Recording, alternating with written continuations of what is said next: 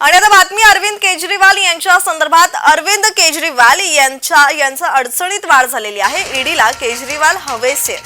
केजरीवालांच्या जामिनाला उच्च न्यायालयाने स्थगिती दिली आहे। केजरीवालांच्या जामिनाविरोधात ईडी उच्च न्यायालयात जाताना पाहायला मिळाले। अरविंद केजरीवाल यांच्या जामीन आदेशाला अंमलबजावणी संचालनालय म्हणजेच ईडीने दिल्ली उच्च न्यायालयात आव्हान दिलंय।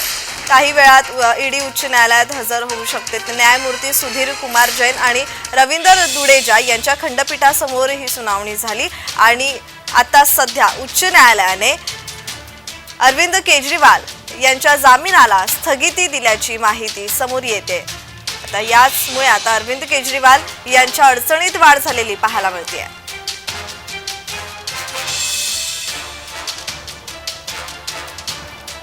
केजरीवालांच्या जामिनाला उच्च न्यायालयाने स्थगिती दिलेली आहे। केजरीवालांच्या जामिनाविरोधात ईडी उच्च न्यायालयात गेली होती आणि आता अरविंद केजरीवाल यांच्या विरोधात उच्च न्यायालयाने निर्णय दिलाय।